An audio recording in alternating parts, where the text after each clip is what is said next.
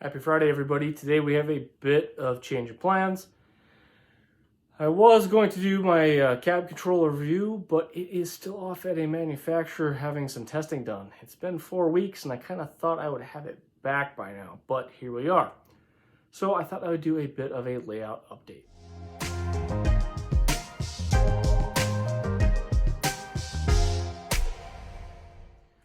So if you haven't noticed, I have part of my backdrop up, and I kind of just did some preliminary kind of spray paint on there and a little bit of cloud work just to kind of get an idea of what it would look like on camera. And I definitely got some work to do. So I'll probably come in and do a few more layers of blue, and then I will hand paint in the clouds to give them a bit of a more textured, realistic look.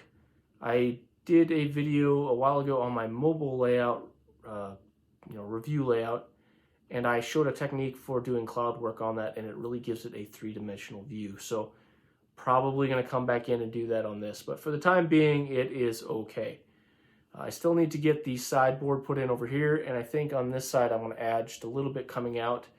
There are a couple of angles that I would like to hide my house in the background, so I think I'm going to do that on that side as well. But anyway, that's nice to finally have up. I had to do quite a bit of work to get to the point where I could finally get that up and not have to worry about working around it as much. So what have I got done? Basically, there is a whole bunch of basically just laying grass out, and I've had the turf on order for a little while now, so I've been slowly working through that. And because of the way I built my layout, I want some discrepancy in the heights of things, and where it's all flat board, it kind of makes everything unidimensional and kind of bland. So what I do is, it can be a little bit resource dependent, but I come in with full strength white glue. I leave it thick in some places and thin in other places, and I basically force actual dirt into it. I harvest the dirt from my yard, sift it as fine as I possibly can, and then I just mix it in with the glue to build little lumps and hills in the scenery. And then I come in and lay turf over top of it. Sometimes I leave full strength glue still exposed, build up the turf a little bit, and that gives a nice base layer. I'm probably going to come through when I'm a little bit closer to done with all of the turf and lay down static grass, mainly because, again, static grass can get folded over. And so that will be one of my last steps to do, is my static grass. I will also probably go over how I put together my scenic cement.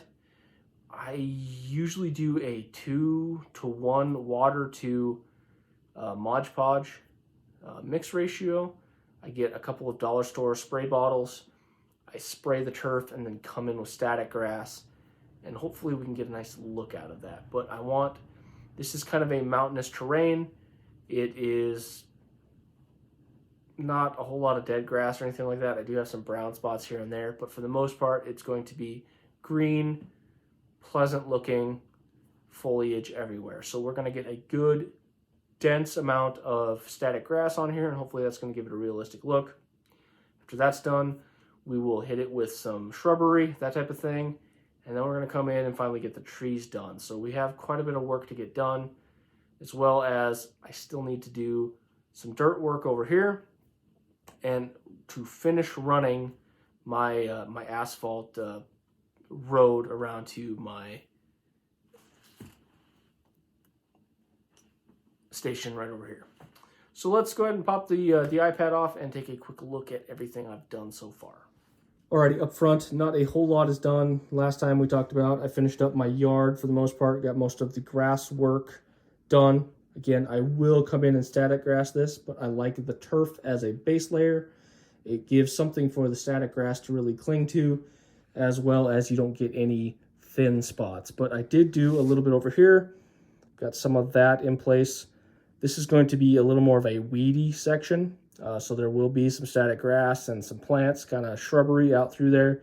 And this is all filled in with turf. I need to come in and vacuum up all the extra. I just use a piece of cloth and I vacuum that up. I catch the extra and I reuse it. Again, it is a base layer, not a finish layer. So honestly, if it gets a little dirt in it, not that big a deal. I'm slowly working my way around the front here, but I wanted to get my backdrop in, so I haven't been doing as much. But I have been slowly building up my base layer around my water feature. The next couple weeks, I hope to get started with it. I have done a bit of my hillside work over here. I kind of came in, and I'm really happy with the way that is turning out. I still need a little more dirt on the rocks and then some gravel to come in here, but it's not going to need any static grass. For the most part, I think that really looks nice the way it is. This, however, will get some static grass as well as some shrubbery, but that honestly turned out really nice as well. I haven't done a whole lot around here yet, other than this back corner. I finished ballasting the side of the rail. I will probably ballast in between the two rails at some point in the future. That is kind of the least of my worries at this point. That is easy to do and doesn't require a lot of cleanup. But I got the hillside done over here, and I think it makes a nice little corner all put together.